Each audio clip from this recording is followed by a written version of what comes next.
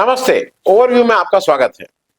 आज मैं ओवरव्यू में अलग अलग 3 विषय नहीं चुन रहा हूं, क्योंकि चुनाव के बाद बहुत से विषय हैं, वो 3 क्या 30 विषय भी हो जाएंगे, जो अलग अलग एड्रेस करने के बजाय मुझे लगा कि मैं सारे विषयों को एक जगह लाके आपसे बातचीत कर लूं। सबसे पहला तो यह है कि अब की बार मजबूर मोदी सरकार देखने को मिलेगी। जो बोलते थे ना, अब की बार मजबूत सरकार, नहीं, अब की बार मजबूर मोदी सरकार देखने को मिलेगी। मोदी जी के लिए हम मतलब एक जनरल ओपिनियन ये है कि मोदी जी का मेरे हिसाब से इससे खराब इलेक्शन रिजल्ट नहीं हो सकता था। अब लोग पूछेंगे क्यों, सरकार बना रहे हैं, प्राइम मिनिस्टर बन रहे हैं। मोदी जी के लिए अगर चुनाव में उनका पूर्ण बहुमत नहीं मिल रहा था 272 बीजेपी को, तो मोदी जी के लिए आइडियल सिचुएशन फिर यह थी कि वो ऑपोजिशन में चले जाए। बीजेपी की इतनी कम सीटें हैं कि वो ऑपोजिशन में बैठे। उससे फायदा क्या रहता कि मोदी जी अपनी जिम्मेदारी से बिल्कुल मुक्त हो जाते, और भाई लोगों ने वोट नहीं दिया और मेरे मेरे क्या वो बोलते हैं कि मेरे किसी उसमें सेवा में कोई वो रह गया, मैं समझा नहीं पाया, इस तरह की कोई डायलॉग बाजी करके झोला लेके निकल लिए होते। अब मोदी जी गए हैं फंस फंस ये गए हैं कि अब 240 सीट बीजेपी, एनडीए के मेजर मतलब जो मेजर 2 प्लेयर हैं, नायडू साहब और नीतीश कुमार साहब, इनके ऊपर पूरी डिपेंडेंस। अब मदारी, अभी तक तो मदारी खुद हुआ करते थे, जमूरे नाचते थे। अब पहली बार ऐसा हो रहा है कि 2 मदारी आ गए हैं, और जमूरे के तौर पे ये दोनों लोगों को क्या क्या नाचना चाहेंगे, ये आने वाला समय बताएगा। मैं बीच में भाई आप लोगों से मैं इधर नहीं अपील कर पाया, चैनल को सब्सक्राइब करें और हो सके तो चैनल की मेंबरशिप भी ले लें। मेंबरशिप का मतलब कि एक छोटी रकम हर महीने आपको हमें आर्थिक सहयोग के रूप में देनी होती है, और अगर आप हर महीने का कमिटमेंट नहीं करना चाहते हैं तो एक बार एक मुश्त वन टाइम भी हमारा आर्थिक सहयोग कर सकते हैं। आपके इस आर्थिक सहयोग से हमें चैनल चलाने में आसानी रहती है।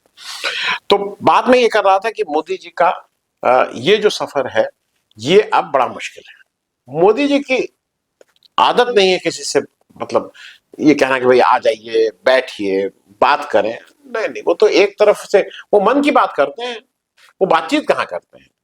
बातचीत नहीं करना है, मैं अपनी बात कहूंगा, आप सुन लीजिए, और मैंने हुक्म दे दिया, आप उसका तामील किया जाए।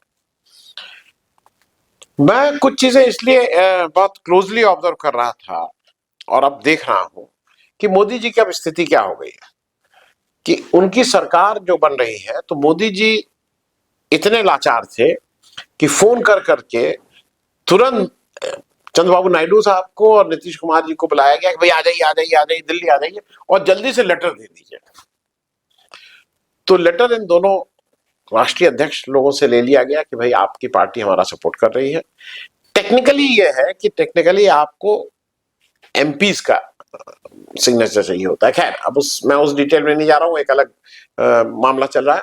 और मोदी जी जो अभी तक मोदी गारंटी करके माल बेच रहे थे, एकदम से वो एनडीए वाले मोदी जी हो गए। अभी तक बीजेपी क्या, वो तो केवल मोदी जी थे, फिर बीजेपी आती थी, फिर आरएसएस आती थी, फिर एनडीए का तो कोई नामो निशान नहीं था। अब वो एनडीए के मोदी जी हो गए।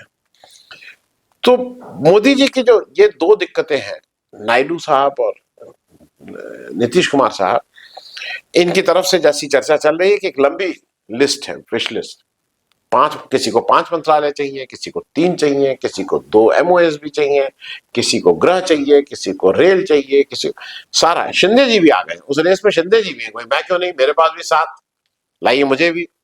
अब हर आदमी अपने अपने हिसाब से अपने अपने मंत्रालय मांग रहा है। मैं जो मुझे जो सबसे बड़ी बात मोदी जी की है कि मोदी जी किसी भी सामूहिक जिम्मेदारी में विश्वास ही नहीं करते हैं। मोदी जी जिम्मेदारी 0, जिम्मेदारी आपकी, क्रेडिट मेरा। कोरोना में टीके मैंने डेवलप कराए मोदी जी के अनुसार, टीके मोदी जी ने डेवलप कराए, लोग मरे तो आप जानिए, वो चीफ मिनिस्टर के ने गलती की हो। मोदी जी किसी भी पार्टिसिपेटिव डिसीजन की बात नहीं करते कि आप भी बात करिए, आपकी राय मशवरा नहीं होता है। मोदी जी का कोई राय मशवरा नहीं होता है। अब इस ऐसे में क्या है कि चंद्रबाबू नायडू और नीतीश कुमार दोनों लोगों का भाई एनडीए के पार्ट होकर इलेक्शन लड़े हैं, तो मेरे हिसाब से मैंडेट उनको एनडीए का मिला है। मैं इस बात को नहीं मानता हूं जो लोग ये कह रहे हैं ना कि इंडिया की सरकार बननी चाहिए चंद्रबाबू नायडू और नीतीश कुमार को। मेरी व्यक्तिगत बिल्कुल निश्चित राय ये है कि अगर नीतीश कुमार और चंद्रबाबू नायडू एनडीए के सहयोगी के रूप में इलेक्शन लड़े हैं, इलेक्शन में जीत के आए हैं, तो ये अनैतिक तो होगा ही होगा, ये बिल्कुल बेईमानी वाला काम होगा अगर वो इस समय कूद के चले जाएं इंडिया गठबंधन में। उनको भी अगर इंडिया गठबंधन में जाना है तो उनको रास्ता खोजना होगा, कोई बहाना खोजना होगा, और उस समय एनडीए में ये कहते हुए कि आप ये काम नहीं कर रहे थे या इन कारणों से हम आपको छोड़ रहे हैं, अभी वो छोड़ ही नहीं सकते हैं अगर थोड़ी भी कहीं लाज लिया। और देखिए, लाज लिहाज शर्म सिर्फ इसलिए है कि अभी इलेक्शन है, नीतीश जी के यहाँ तो इलेक्शन है 4 महीने बाद, तो ऐसे ही पलटू राम इतना लोग बोल रहे हैं, इलेक्शन के से पहले फिर अगर ये काम कर दिए तो फिर और फजीहत होनी है। दूसरा जो मुझे लगता है कि इन दोनों लीडर्स के ऊपर एक जो सबसे बड़ा चैलेंज है, एनडीए के साथ कर तो लिए गठबंधन, सीटें भी आ गई, लेकिन अब उनका पहला, मेरे ख्याल में जो फर्स्ट एंड फॉरमोस्ट उनका जो इस समय टारगेट है वो अपनी अपनी पार्टियां बचाने का है। क्योंकि मोदी जी वो खेल खेलते हैं जिसमें जो साथी पार्टी हो, छोटे खास करके छोटी पार्टी, उसको कैसे हड़प कर लेना है और उसको कैसे हजम कर लेना है, वो मोदी जी को वो कला आती है। तो इन दोनों लोगों को अपनी अपनी पार्टी बचानी है। अब अगर पार्टी बचानी है तो उसके लिए कुछ उपाय भी करने होंगे। तो जैसा कहा जा रहा है कि मोदी जी से नीतीश कुमार और चंद्रबाबू नायडू ने मिलकर निर्णय लिया है कि भैया स्पीकर की पोस्ट हमारे पास रहेगी। और जहां तक संभावना, चूंकि चंद्रबाबू नायडू बड़ी मतलब ज्यादा उनके पास नंबर्स हैं, वो शायद जहां तक उम्मीद है कि तेलुगु देशम का ही कोई स्पीकर बनेगा। पहले भी जीएम बाल योगी साहब एक बार बन चुके हैं तेलुगु देशम वाले, तो वो स्पीकर इसलिए कि कम से कम तोड़फोड़ तो मोदी जी नहीं कर पाएंगे इन लोगों की पार्टी में। तो एक तो बात ये हो गई, तो स्पीकर के पद के लिए नो कॉम्प्रोमाइज। दूसरा ये है कि साउथ की जो एक जवाबदेही है, साउथ की बहुत जवाबदेही है, आपने देख भी लिया होगा, खबर भी पढ़ ली होगी कि स्टैलिन दिल्ली एयरपोर्ट पे ही मिल लिए चंद्रबाबू नायडू से, दोनों में अच्छा तालमेल है, एक अच्छे एक दूसरे के प्रति सम्मान है, प्रेम है। और उसके बाद स्टालिन जी ने एक ट्वीट भी किया, बताया भी, उन्होंने कहा कि भाई मैंने उनसे कहा कि आप बिल्कुल करिए, लेकिन साउथ का इंटरेस्ट है उसको ध्यान में रखिएगा, और आप उन्होंने कहा हमारे जो साउथ के वो हैं उसकी आप आवाज बनेंगे। तो मोदी जी तो इस तरह की कोई आवाज नहीं सुनना चाहते हैं ना, अब उनको एक आवाज बन के एक आदमी आवाज देता रहेगा, तो वो जरा मोदी जी के लिए मुश्किल वाला काम होगा। एक और क्लैश का पॉइंट होगा, 2026 में डिलिमिटेशन होना है। डिलिमिटेशन के जो अभी तक के आंकड़े हैं उसके अनुसार दक्षिण के राज्यों की सीटें कम होनी है, उत्तर के राज्यों की सीटें ज्यादा होनी, खास करके हिंदी भाषी, और उसमें भी खास करके उत्तर प्रदेश और बिहार। अब उत्तर प्रदेश से जैसा रिजल्ट आ गया है मोदी जी के लिए, तो क्या वो चाहेंगे कि उत्तर प्रदेश से और सीटें बढ़े? क्योंकि यहां तो मामला और गड़बड़ा रहा है। तो मेरा अपना ये है कि नायडू जी और नीतीश कुमार जी दोनों लोगों को अपने अपने इंटरेस्ट वॉच करने हैं, और मोदी जी से अपना एक सुरक्षा कवच भी रखना है कि कब मोदी जी और अमित शाह जी का वो ऑपरेशन लोटस काम न करने लगे। दूसरा मुझे ये लगता है कि एनडीए की देखिए, एक चीज मैं फिर से बता दूं, मैं बिल्कुल स्पष्ट था पहले से कि सरकार एनडीए की ही बनेगी, क्योंकि मैंडेट एनडीए को मिला है, इसमें कहीं कोई दो राय नहीं है।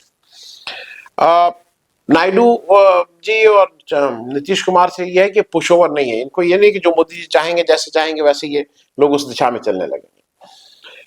क्योंकि एक चीज मैं इसलिए फिर से रिपीट कर दे रहा हूं, अगर ये लोग हैं तो गोधरा टाइप दंगा नहीं रिपीट हो सकता है इस देश में।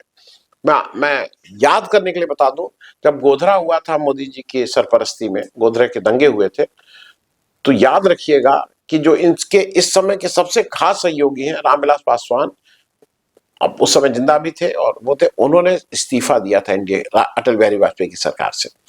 तो अभी भी जो ये नीतीश कुमार है, चंद्रबाबू नायडू हैं, ये बाई एंड लार्जर उसमें ये हिंदू मुस्लिम उस तरह से नहीं करेंगे, न करते हैं। और चंद्रबाबू नायडू तो पोल प्रॉमिस है कि 4% मुसलमानों का आरक्षण देना है उनको आंध्र प्रदेश में। अब मुझे एक चीज और चर्चा में बहुत चल रही है कि एक कंडीशन ये माने इन्होंने कही है, नीतीश कुमार और नायडू जी ने, कि अमित शाह गृह मंत्री नहीं बनेंगे। मेरे हिसाब से ये इस तरह की कोई प्री कंडीशन नहीं रखने की स्थिति में है, क्योंकि बीजेपी का ये प्रोग्रेटिव है, बीजेपी किसको बनाए नहीं बनाए, ना नायडू जी और ना नीतीश कुमार इस स्थिति में है कि वो ये प्री कंडीशन रखें। नंबर एक। नंबर दो, ये जग जाहिर है कि मोदी जी बिना अमित शाह के, अब वो मोदी जी उस तरह से कार्य नहीं कर पाएंगे। उनको भी एक ऐसा आदमी चाहिए जो बिना कुछ सोचे समझे, जो वो कहें उससे 2 हाथ आगे बढ़ के वो कहें कि इसको 1 डंडा लगाओ तो उसको 4 डंडे लगाए, वो कहें इसको कुछ, तो वो सिर्फ बिना अमित शाह के नहीं होगा। तो मुझे कहीं पे भी ये नहीं लगता है कि अमित शाह के अलावा कोई दूसरा गृह मंत्री बनेगा एनडीए की सरकार में। एक चीज लेकिन हो गई है कि मोदी जी की कलई उतर गई है। अब इसमें से बहुत से दर्शक ऐसे होंगे जो कले नहीं जानते होंगे। अपने जो यंग जनरेशन हो, जो 40 साल से कम वाले हो, अपने घर में जाके अपने पिताजी से या बाबा से पूछिएगा, दादी से पूछिएगा कि एक कलई होती थी पहले। घर की बटलोई अटलोई जो होती थी पीतल की होती थी, तो उसमें कलई होती थी, और कलई 1 साल 2 4 6 8 10 महीने में उतर जाती थी, तो वो बदरंग हो जाती थी। तो वैसे ही मोदी जी अब बदरंग हो चुके हैं, उनकी कलई खुल चुकी है, कलई उतर चुकी है, और ये सबके सामने आ रहा है कि मोदी जी का असली रंग क्या है। उसी को मद्देनजर रखते हुए जो जो अभी अभी तो गवर्नमेंट फॉर्म भी नहीं हुई है, लेकिन जेडीयू अपने तेवर दिखाने शुरू कर दिए हैं। अब जेडीयू कह रही है कि भाई ऐसा है कि अग्निवीर योजना पर तो फिर से रिव्यू होना चाहिए। वो कह रहे हैं कि ठीक है, यूसीसी पे हम लोगों का एक राय है, वन नेशन वन इलेक्शन पे हम लोगों को कोई आपत्ति नहीं, लेकिन इस पे चर्चा होनी चाहिए, इस पे गहन चर्चा होनी चाहिए, सबकी राय बात तो सुननी चाहिए। ये चीज मेरे ख्याल में बहुत अच्छा नहीं लगेगा मोदी जी को। मैं इसको समाप्त करूं उससे पहले मैं 2-4 और इवेंट की बात कर लूं। एक, और वो मैं इसलिए कर लूं कि वो कहीं ना कहीं सिलेक्शन की दशा को बताता है। मैं 2-3-4 लोगों के नाम लूंगा, उसको मैं बार बार कह चुका हूं इसलिए उसको फिर से रिपीट नहीं कर रहा हूं। अयोध्या में अवधेश प्रसाद जी की जो जीत है जनरल सीट से शेड्यूल कास्ट का, और खास करके अयोध्या से जो भगवान राम को मोदी जी कितने हजारों करोड़ वहां पे दिए, मंदिर बनवाए, वो काम नहीं आया है, और वहां से अवधेश प्रसाद जी जीत गए हैं। लेकिन उसके सामने एक तो ये बात हो गई। दूसरा, मुझे ऐसा लगता है कि मणिपुर में कहीं ना कहीं सिलेक्शन ने उस गुस्से को एक बार मैनिफेस्टेशन, उसका इजहार करने का मौका दिया, और मणिपुर की दोनों सीटों में बीजेपी की हार हुई। कश्मीर में भी बारामूला में जिस तरह से इंजीनियर रशीद, जिनको आपने जेल में डाल के रखा हुआ है मोदी सरकार ने 2019 से, उनकी एक बड़ी जीत हुई है, 2 लाख से ऊपर वोटों से जीत हुई है। तो वो भी एक बड़ा इवेंट है मेरे हिसाब से। लेकिन मैं 2 नाम और लूंगा, और दोनों असम के नाम है। असम में मेजर तो 2 ही पार्टी हैं, बीजेपी और कांग्रेस, लेकिन वहां असम गण परिषद भी एक थी, फिर वहां एआईयूडीएफ भी थी। वो बदरुद्दीन अजमल साहब वाली जो इत्र वाले वो व्यापारी कांग्रेस के साथ पहले लड़ती थी, इस बार अलग अलग लड़ रहे हैं। वहां पे एक सीट है धुबरी। धुबरी सीट से कांग्रेस के रकीबुल हुसैन जो है, वो 10 लाख से ऊपर वोट से, 10,71,000 वोट से उन्होंने इलेक्शन जीता है, और उन्होंने हराया है बदरुद्दीन अजमल जी को, जो वहां के बहुत स्टैब्लिश्ड, मतलब भारी भरकम नेता हैं। इनको मिले 14,71,000, और अजमल साहब को मिले 4,69,000। और यहाँ पे जो असम गण परिषद के जो इस्लाम साहब हैं, उनको भी 4,38,000 वोट मिले हैं। तो मोटे तौर पे करीब 10,12,000 वोट से रकीबुल हसन साहब ये सीट जीते हैं।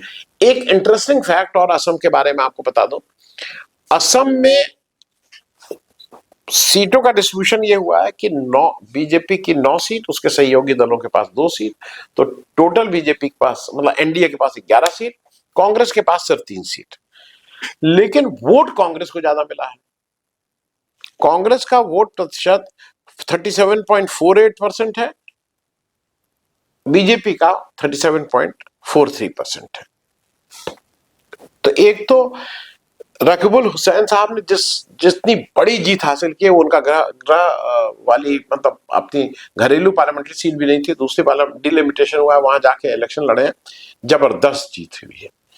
दूसरा एक नाम और इसलिए कहना जरूरी है कि गौरव गोगोई का, आप लोगों ने संसद में गौरव गोगोई को देखा होगा, साफ हिंदी बोलते हैं, जम के हमला करते हैं, सरकार को कटघरे में खड़ा करते हैं। गौरव गोगोई इस बार जोरहट से जीत के आ रहे हैं, और वो इसका नाम मैं इसलिए ले रहा हूं कि उनको हिमंता बिस्वा शर्मा ने चैलेंज दिया था मंच से और कई माध्यमों से कि अगर हिम्मत हो तो कंस्टिट्यूंसी बदल के देखो। इन्होंने ये हुआ कि अच्छा तुम बताओ कौन सी कंस्टिट्यूंसी, तो उन्होंने कहा था कि अगर दम है तो आके जोरहट से लड़के चुनाव दिखाओ।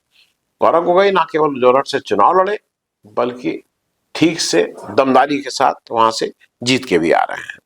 ये बात मैं सिर्फ इसलिए कह रहा हूं कि सीटें 3 ही आई हैं कांग्रेस की असम से, लेकिन कांग्रेस को वोट वहां बीजेपी से ज्यादा मिले हैं, इसको भी हरदम ध्यान में रखने वाली बात है।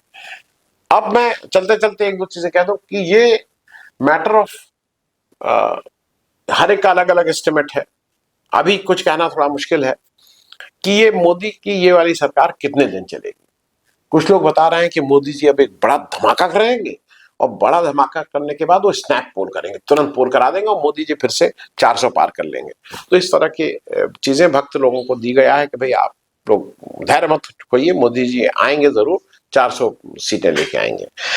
लेकिन जो ग्राउंड रियलिटी है वो ये है कि मोदी जी कोलिशन गवर्नमेंट चलाने के को नहीं चला सकते हैं, और ये it is a matter of estimation कि मोदी जी 1 महीने के अंदर अपने सहयोगियों के साथ लड़ाई झगड़ा करते हैं, उनको निकालते हैं, या क्या करते हैं कि 6 महीने मैक्सिमम 1 साल। मेरे हिसाब से जून 2025 से पहले ही कुछ ना कुछ ऐसा हो जाएगा कि गठबंधन का ये जो स्वरूप हम लोग देख रहे हैं, ये स्वरूप नहीं रहेगा जिसके तहत एनडीए सरकार बना रहा है। मोदी जी के लिए राह कठिन है, और मोदी जी के लिए ना ये उसको छोड़ सकते हैं ना ले सकते हैं। इतने इतने डर है कि इतने केसेस, इनकी इतनी इंक्वायरी शुरू हो जाएंगी, तो उसको भी ठीक करना है। फिलहाल आने वाला समय इंटरेस्टिंग होगा। Thank you so much.